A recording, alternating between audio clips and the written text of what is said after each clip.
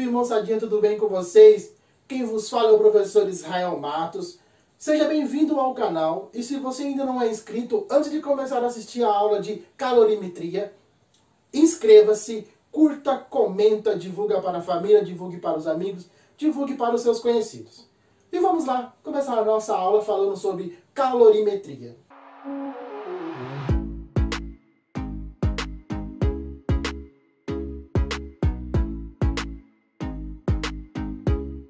Calorimetria. O primeiro tópico dessa aula é falar sobre energia térmica. Então vamos lá. Todo o corpo, moçadinha, é formado de partículas. Essas partículas estão constantemente em agitação, provocada por uma energia nelas existentes. A energia cinética média associada a uma partícula é que determina seu estado de agitação, definindo a temperatura do corpo, ok? O somatório das energias de agitação das partículas é a energia térmica do corpo. É importante notar que esse somatório de energias depende da energia de agitação de cada partícula, da temperatura e do número de partículas que o corpo possui. A massa do corpo.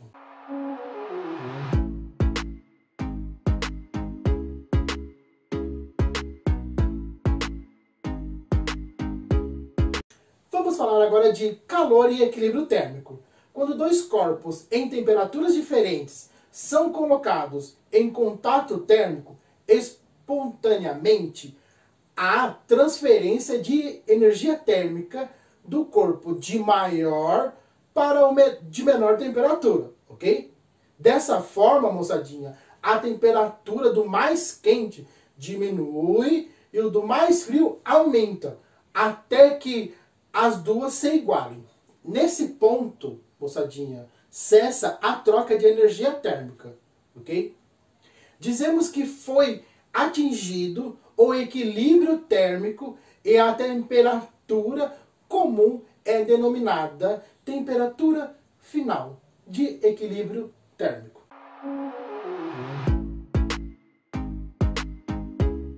Moçadinha, então o que é equilíbrio térmico? Equilíbrio térmico é você pegar dois corpos de temperaturas diferentes e colocá-los em contato térmico. O que tem maior temperatura e o que tem menor temperatura. A hora que você coloca esses dois corpos em contato térmico, o que tem mais temperatura, que está mais quente, ele vai diminuir sua temperatura. E o que está mais frio, ele vai aumentar a sua temperatura, até os dois se igualarem. Desse jeito, acaba a troca de energia térmica. Ou seja, quando esses dois corpos entram em equilíbrio térmico, a gente vai dizer que ele atingiu o equilíbrio térmico.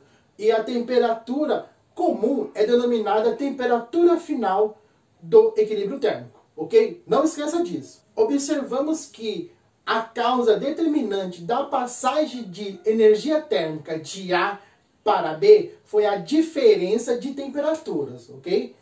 E que quando as temperaturas se igualaram, cessou a passagem de energia térmica. A energia térmica que passa de A para B recebe, durante a passagem, a denominação de calor.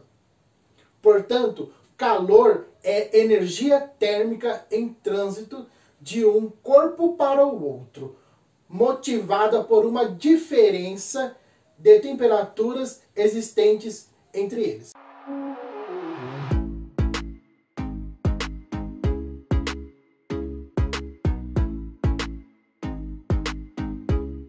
Vamos falar agora de calor sensível e calor latente.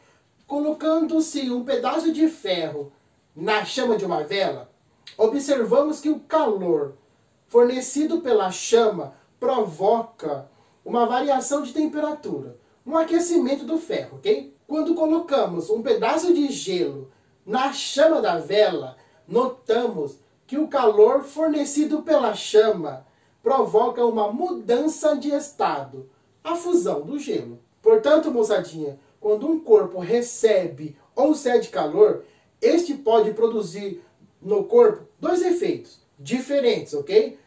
Um é a variação de temperatura ou a mudança de estado. Quando a gente aqueceu o ferro, o efeito foi de variação de temperatura. Agora, quando a gente aqueceu o gelo, o efeito foi de mudança de estado. Se o efeito no corpo for apenas a variação de temperatura, o calor é chamado de calor sensível.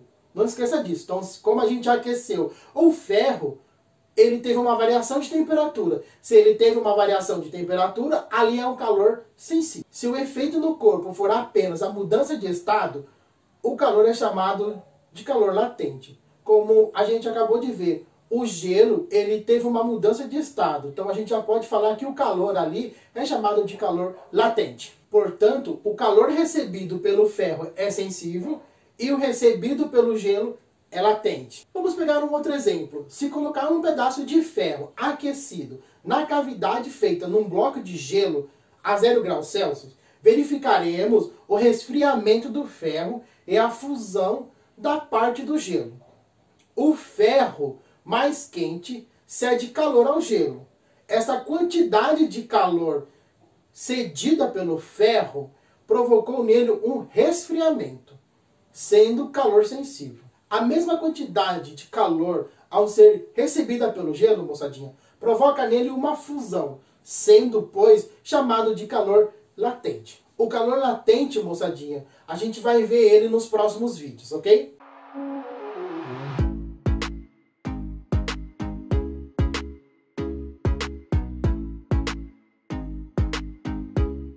Vamos falar agora da capacidade térmica e o calor específico sensível, ok?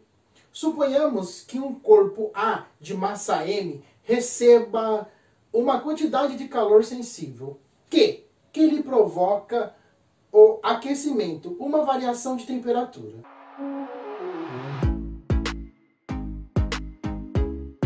Por definição, moçadinha, a capacidade térmica ou a capacidade calorífica de um corpo representa a quantidade de calor necessária para variar a sua temperatura de uma unidade. E ela é dada pela fórmula C igual a Q dividido pela variação de temperatura.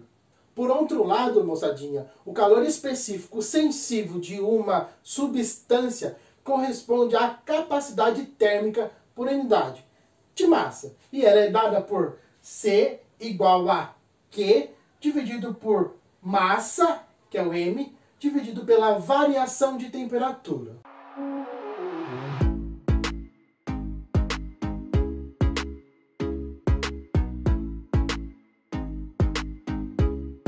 Cálculo da quantidade de calor sensível. Como a gente acabou de falar do calor específico sensível, e ela era dada pela fórmula C igual a Q dividido pela massa vezes a variação de temperatura, a quantidade de calor sensível ela vai ser dada por Q igual a M vezes C vezes a variação de temperatura.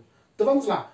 Q, quantidade de calor sensível, ela é igual a massa vezes o calor sensível, C, vezes a variação de temperatura. Essa relação Q igual a M vezes C vezes a variação de temperatura é denominada equação fundamental da calorimetria. Caloria, calor e específico da água. Por definição, chama-se caloria a quantidade de calor necessária para aquecer 1 grama de água pura de 14,5 graus Celsius a 15,5 graus Celsius, sob uma pressão normal. Assim temos, usando-se a equação fundamental da calorimetria para 1 grama de água, temos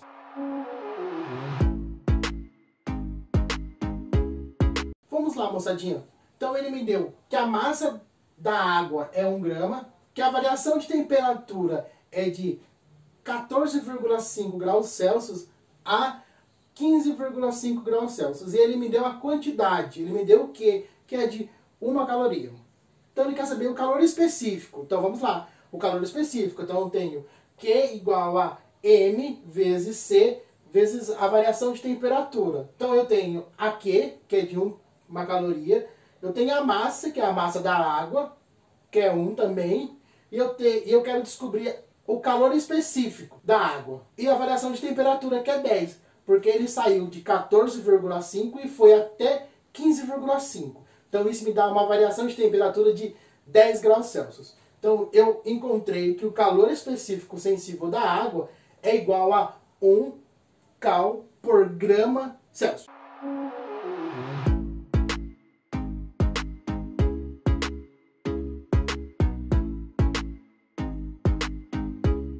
Balanço energético. Considerando vários corpos em temperaturas diferentes, colocados em contato térmico, constituindo um sistema termicamente isolado, um sistema que não troca calor com o meio externo, ok? Como estão em temperaturas diferentes esses corpos, eles trocam calor entre si até atingirem o equilíbrio térmico.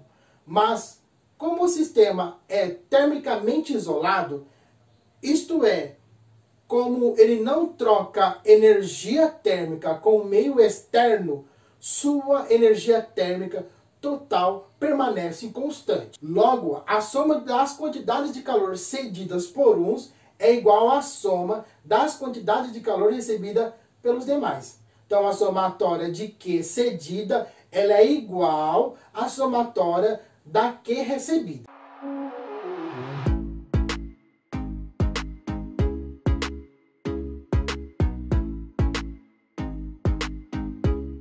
Equivalente em água. No equacionamento das quantidades de calor trocadas entre os corpos, pertencentes a um mesmo sistema, pode-se usar um artifício que facilitará a obtenção do resultado final. Apenas na equação, pode-se substituir o calor trocado por um determinado corpo pelo calor trocado por uma massa de água equivalente a ele nas trocas de calor.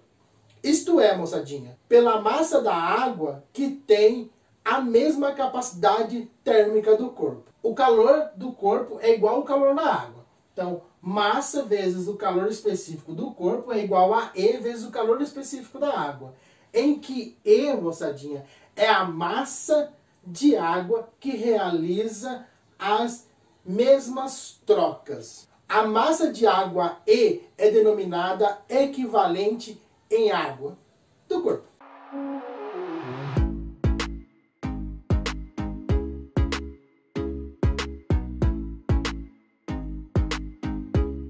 Exemplo 1. Uma bolsa térmica com 500 gramas de água a temperatura inicial de 60 graus Celsius é empregada para tratamento da dor nas costas de um paciente. Transcorrido um certo tempo desde o início do tratamento, a temperatura da água contida na bolsa é de 40 graus Celsius. Considerando-se que o calor específico da água é 1 cal por grama graus Celsius, e supondo que 60% do calor cedido pela água foi absorvida pelo corpo do paciente, a quantidade de calorias recebida pelo paciente no tratamento foi igual a... Vamos lá, moçadinha. Então, no exemplo ele me deu que a massa da água é de 500 gramas, que a temperatura inicial era de 60 e a final era de 40 graus Celsius. Então, eu tive uma variação de temperatura de 20 graus Celsius, ok? E eu já coloquei ela ali. E ele falou que o calor específico da água é 1 caloria por gramas graus Celsius. E ele quer saber a quantidade de calorias recebida pelo paciente durante o tratamento. E ela foi de igual a quanto? A primeira coisa que a gente precisa calcular é a quantidade de calor cedida pela água. E ela é dada por quem? Ela é dada por Q igual a M vezes C vezes a variação de temperatura. E eu vou achar o valor do meu Q, eu vou achar a quantidade de calor. Vamos lá. Então eu chamei de Q1 a quantidade de calor cedida pela água, ok? Que é a primeira parte do exercício. Então ficou Q1 é igual a M vezes C vezes a variação de temperatura. Então Q1 é igual a 500 vezes 1,0 vezes 20, que é a variação de temperatura. Então o valor da Q1 é igual a 10.000 calorias. Então a gente encontrou o calor cedido pela água. Vamos então resolver a segunda parte. Vamos achar o calor recebido pelo paciente. Então, é a minha Q2 que eu vou chamar agora, ok? Então tá aqui, moçadinha. Q2 é igual a massa vezes o calor, vezes a variação de temperatura. Mas vamos voltar lá no exemplo 1, onde ele fala assim, suponha que 60% do calor cedido pela água foi absorvido pelo corpo do paciente, ok? Então eu transformei 60% em 0,60 e peguei o meu calor específico, Q1, de 10.000 e multipliquei, porque esse 60% já foi absorvido pelo corpo do paciente. Então eu peguei o calor, a Q1 que eu encontrei, a quantidade de calor que eu encontrei, vezes 0,60. E eu encontrei a Q2, que é igual a 6.000 calorias. Então, me dá a resposta C.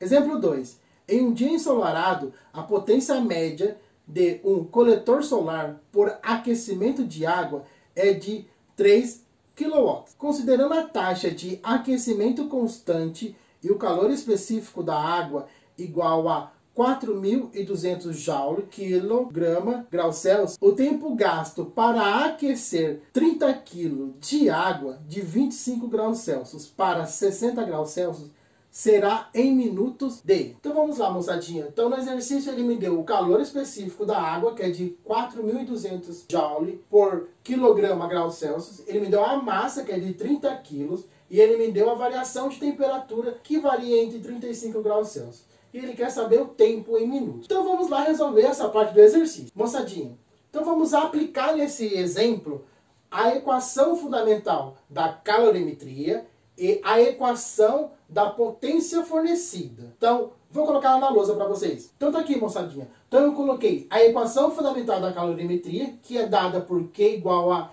M vezes C vezes a variação de temperatura. E eu coloquei também a equação da potência fornecida, que é POT igual a Q dividido por ΔT. Então eu só multipliquei, moçadinha, potência vezes o tempo. Então eu fiquei com Q igual a POT vezes ΔT. Vamos igualar as duas relações.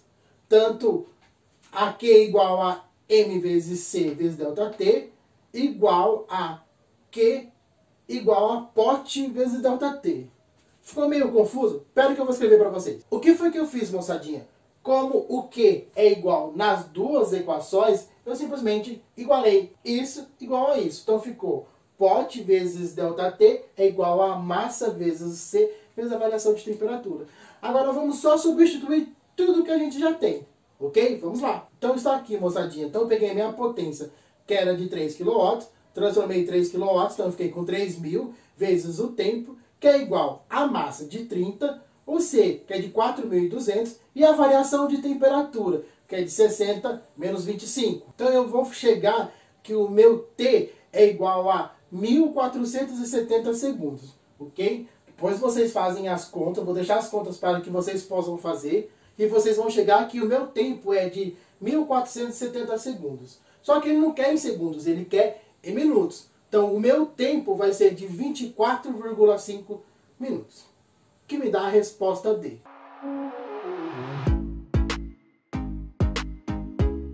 Com isso, moçadinha, a gente fecha a nossa aula de hoje. Vou deixar na descrição do vídeo alguns exercícios para que vocês possam fazer e aprimorar o conhecimento. E a gente se encontra na nossa próxima aula. Ah, moçadinha, volta aqui. Não esqueça de inscrever, de curtir e comentar. E divulgar para os amigos e a família. Abraço, até a próxima.